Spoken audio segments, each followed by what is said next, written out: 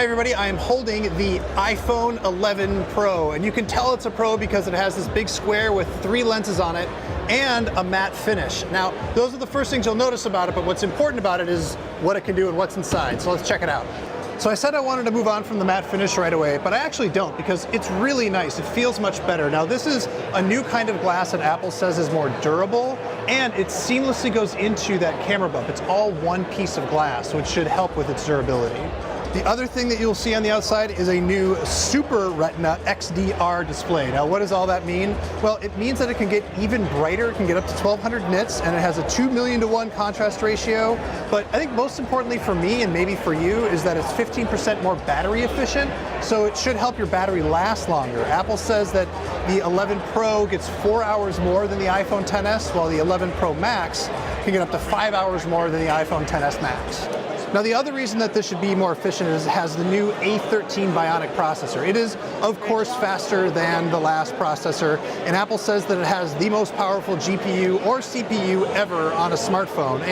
And you know what? That's not that much of a surprise. It's not like anything was catching up to the A12 in the first place, but this is definitely doing a pretty good job rendering a web page really, really fast. Now, the most important thing to talk about is the cameras. There is a telephoto, the standard wide angle, and now an ultra wide. There's 3 there. They're all 12 megapixels, and they can all basically record the same quality video and take basically the same quality photos. So not a single one of them is the worse quality than the others overall. So if we look inside the camera app, actually, weirdly, my favorite thing is this new redesigned camera app. So when you're in the standard 1X mode, the viewfinder fills the whole screen, which looks cool, but also lets you know the mode of photo you're taking without having to see a little button.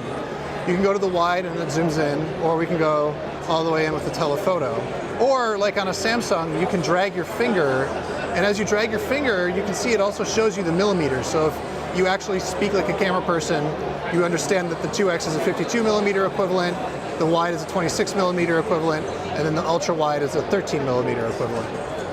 Now, the selfie camera is also better now. It is a 12 megapixel camera, and it has a standard wide, or it zooms in, so you can choose whether you want the wide angle or not, but it is still a single lens.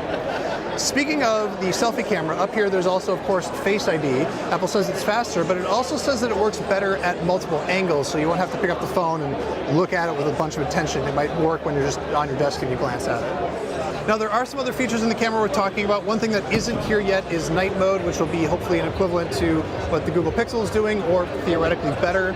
You also have this new quick capture feature, so instead of just taking a photo, I can hold my finger down and it'll start recording a video there, which is really nice. It works basically the way that, like, I don't know, Instagram works, which I much prefer that.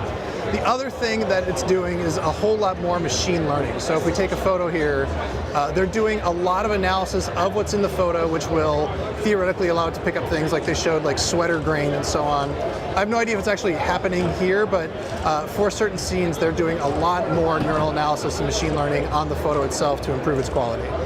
Now, there are a few other odds and ends to talk about. It comes in a new midnight green color, which hopefully we're gonna go see, and I deeply love the midnight green color. Like, way too much.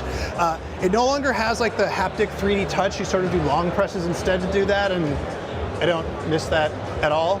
It still uses a lightning port, wah wah, but it comes with an 18-watt charger in the box, finally, and that 18-watt charger uses USB-C, finally. So, you know, baby steps, we're getting there. So that's exciting. So this iPhone 11 Pro starts at $999. The iPhone 11 Pro Max starts at $1099. You can get different storage options to bring the Pro Max all the way up to, I think, $1,450. Pre-orders start on September 13th, and they start shipping on September 20th, so really quick.